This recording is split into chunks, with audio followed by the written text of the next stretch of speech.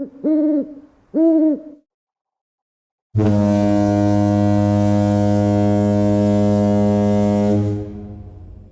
was always looking for different places to paint too, but I never quite found places that I liked as much as being in Greece.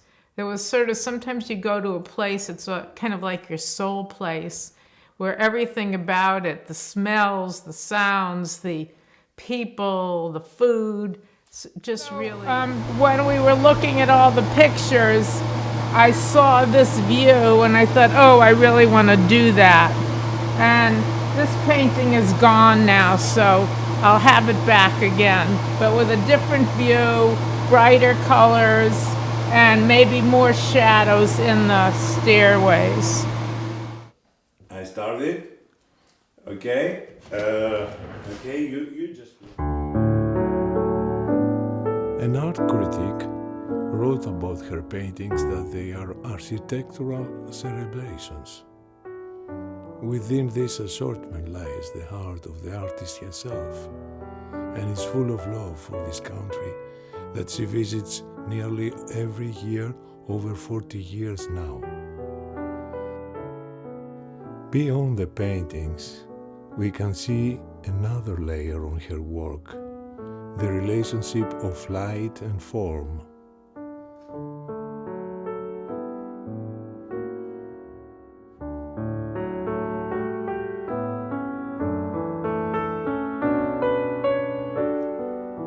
She is Elena Borstein. She started to travel to Greece mid-70s.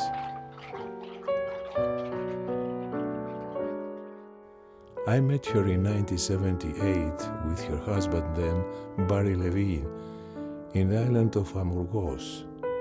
And I remember her going around the island alone, taking pictures. I never realized that her vision is being a source of a lot of subsequent images of Greece. When you see the paintings of Elena, you know you are in Greece.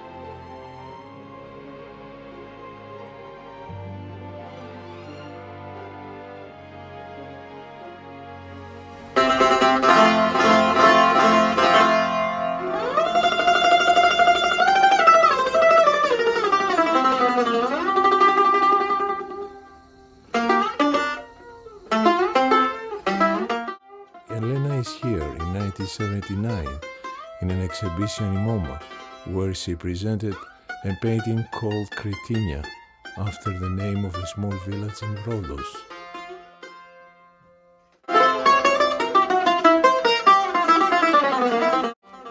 Her work is focused to the clean spaces of freshly painted houses and blue sea. They are easy, peaceful scenes. We imagine human presence without having any.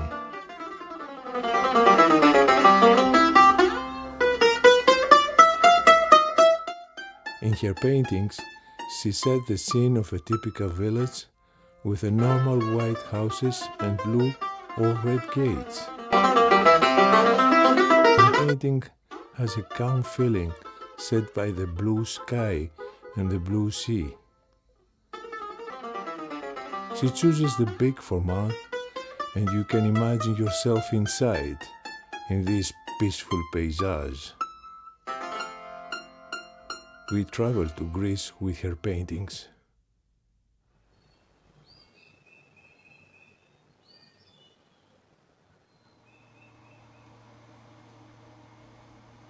How you started your career? Okay, well, when I was 9 years old, my mother had taken a painting class, and she didn't continue after her class was over, but she had this beautiful box, a wooden box full of paints. And I noticed it one day in her closet, and I asked her if I could have it. And she said, of course. So that was the beginning of my painting career. I had this beautiful box of oil paints, and I just started painting. When I went to college, I happened to go to Skidmore, which is in Saratoga Springs, where they had a lot of Victorian buildings that I was very attracted to. And at that time, they were, a lot of them were derelict. They were falling down, some of them, they were abandoned. And I was able to go in some of them, and I had my camera with me, and I would try to take pictures in those buildings, but they sometimes were difficult for me because I didn't have proper lighting equipment or anything like that. And so I just started painting them. That's how I started. I did a lot of black and white paintings in those early years.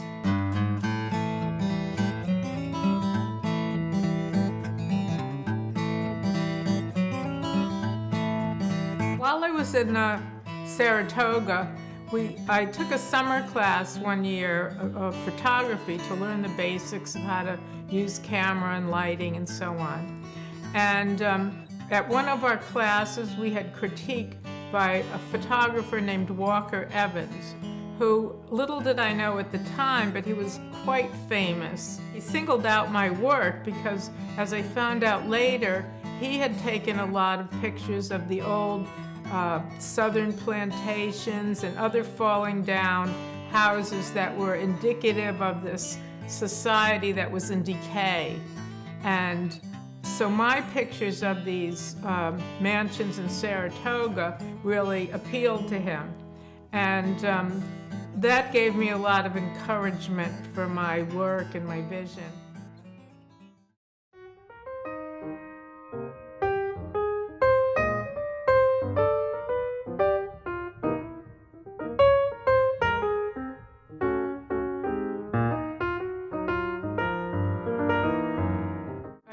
Pursuing the architecture when I went to graduate school, and I had the opportunity there to study with Louis Kahn, who's a very well-known architect based in Philadelphia. I was at University of Pennsylvania then.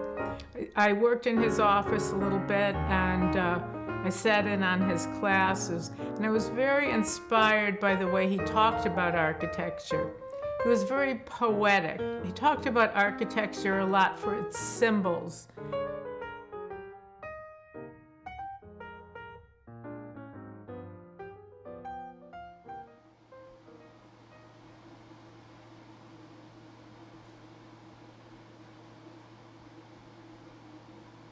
I was getting a lot of experience. The most important thing is I learned what it would be like to really work at being an artist. I learned the craft. So I saw how difficult it was and how much you really had to do in order to make any progress.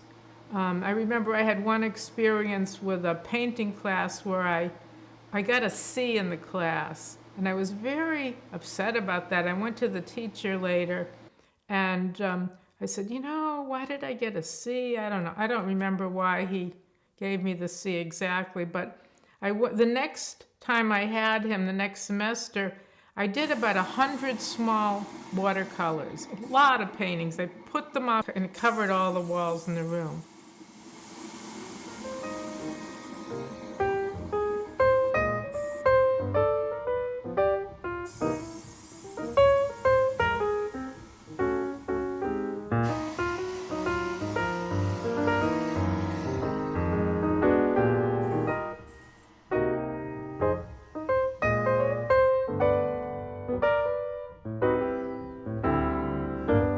From your early years, you've been using photography. Photography's always been an important part of the process for me. That's kind of the way I take notes. So I can walk around in a landscape like in Greece, and I can take hundreds, thousands of photographs. Then when I come home back to my studio in New York, I can edit those, and then I pick out the one shot that really moves me.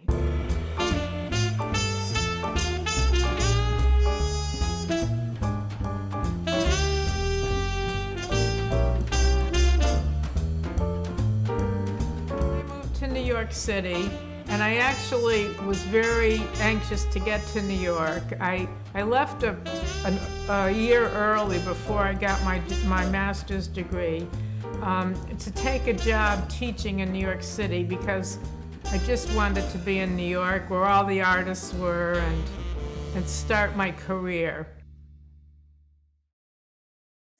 That was another difficult thing to achieve.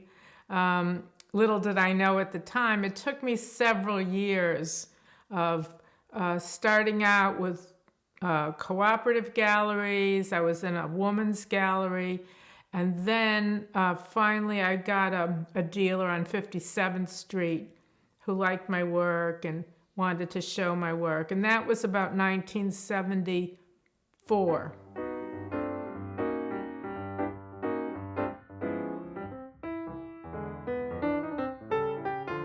I had this really terrific job teaching painting, which it turned out I really enjoyed. So I taught painting and photography, both which I like doing a lot. And that was basically, I did that for 32 years, and I liked it. It was a fun job for me, and I always said to myself that even if I wasn't getting paid for it, I probably would have still enjoyed doing it. And I was lucky that way that I had something that I could earn a living at, and while I was getting started as a painter, which in New York is pretty difficult. I really enjoyed teaching at York. I owe a lot to that institution, and I feel a lot of love for it.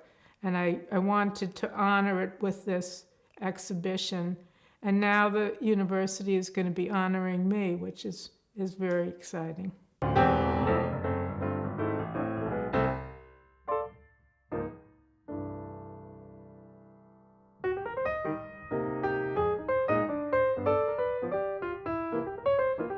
You started traveling to Mexico first? In 1973, I took a trip to Mexico with my then husband, and we drove all around and looked at different cities. And I started out, I fell in love with the architecture there as well. This kind of, I used to call it inside-outside architecture because of the balmy climate, which was somewhat similar in Greece. The Mediterranean style of courtyards and archways and things that would let me see from the outside to the inside. And so I started out painting a lot of buildings in Mexico, and those were my very first large paintings. And I had my show of those. That was the first shows that I had were of the Mexican paintings.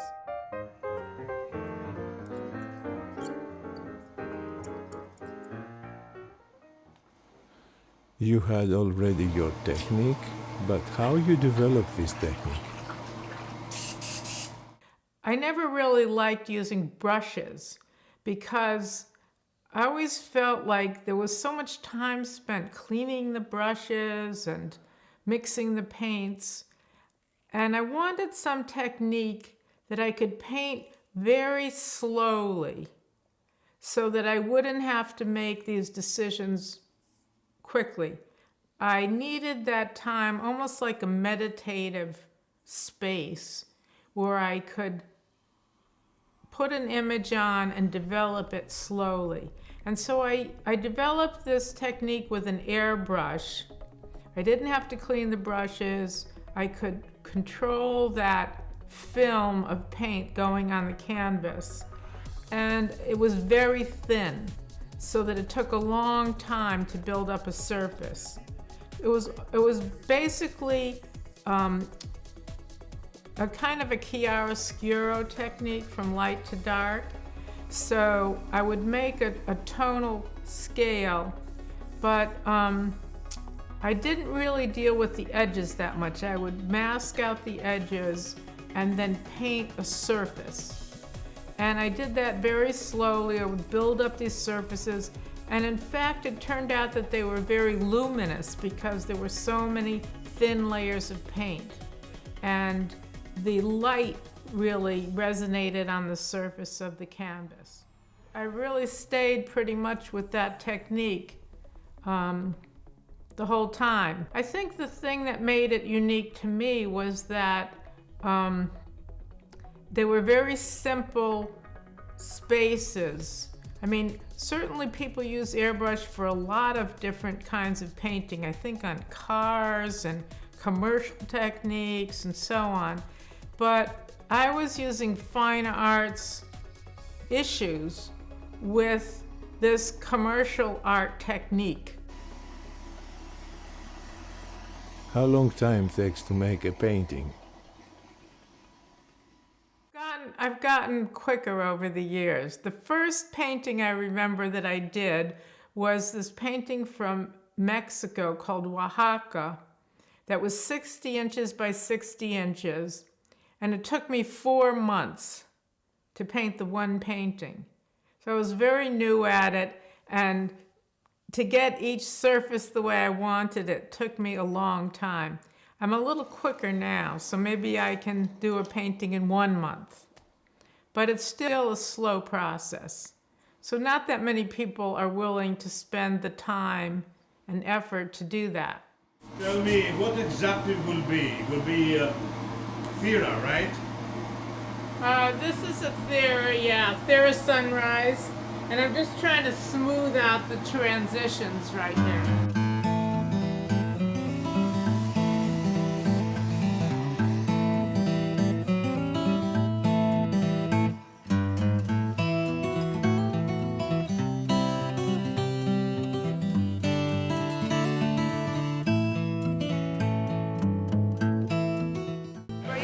You see how on that part it's a little bit sudden, goes from light to dark. I just want to make it a little smoother. Sometimes I go overboard one way, I have to go back again the other, and so that's the way it is. I just like it when it's a smooth transition. Then the size. Most of them are large.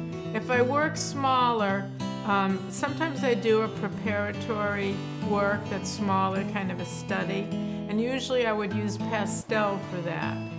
And the pastel would also be used in a different way than normally is used. Normally the edge of the pastel would be used like a kind of a crayon or a chalk.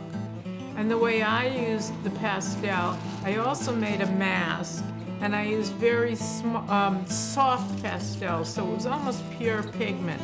And I would press that pigment into the paper, a very rough watercolor paper.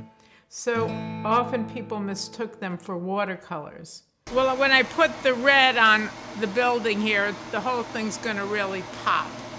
And this part's gonna be yellow, so it's all primary colors, red, yellow, blue.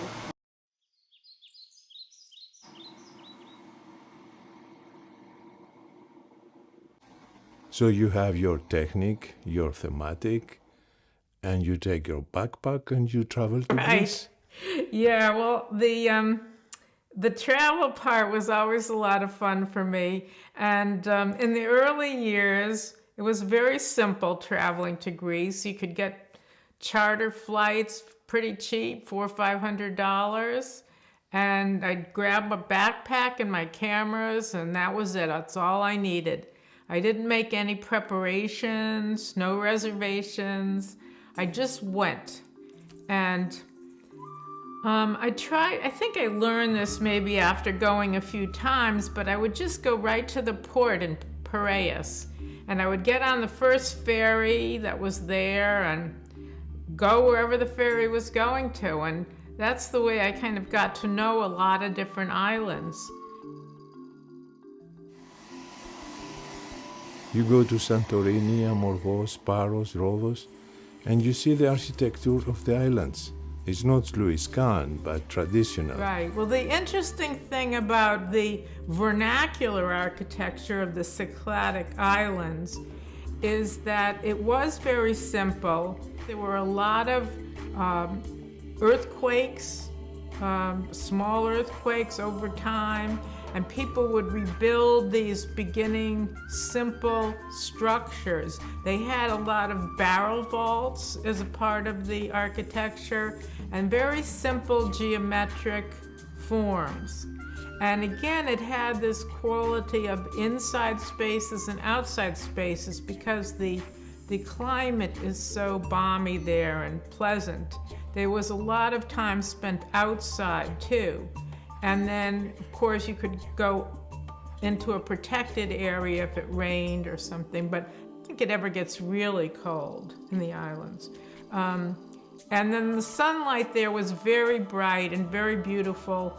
The sea was a big influence on the light, the reflections. It's the natural light, the reflections from the water. The sunlight in Greece is very bright, especially in the summer. And I just thought it was very beautiful, all the qualities of, for example, white and gray there would be. You would think, all right, this is a white building, but it was never the same color in every spot. It changed in so many different complex ways, and even from moment to moment. So taking pictures was very important because I would capture one light sequence. Maybe an hour later, it would be totally different. The sun is in a different place, it would create different shadows and so on. And people mostly whitewashed their houses, so there was a lot of white and then the blue of the sea and the blue of the sky. And I thought it was just so peaceful and beautiful. You take pictures even of people, but you never painted people. I was always more interested in painting those simple shapes. A person would have such distinctive features. It was just too much to deal with. And I didn't do it on site. I was never a plein air painter. I'd bring these back to my studio to paint. But I think it was more the simple shapes that implied things about the people to me. So a house, for example, was built by somebody's living in it, somebody's there looking at it, me, maybe other people were around.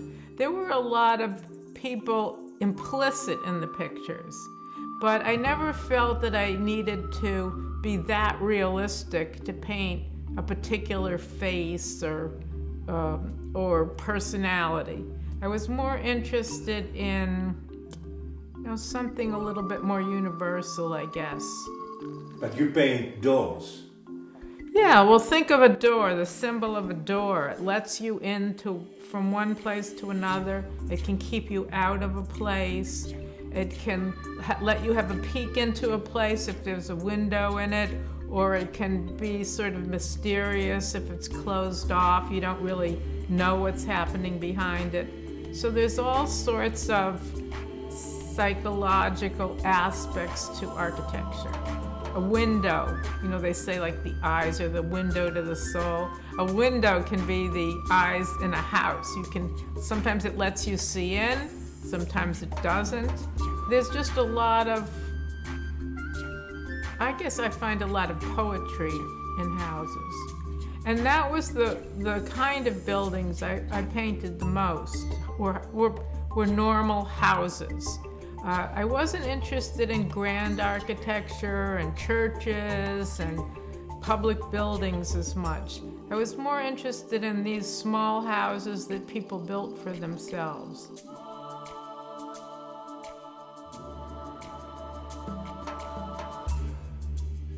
Gates, as you see, that's a big theme in my work, are the gates. And the gates, for example, sometimes they were used as accents, color accents, but also it was to get from one house to another.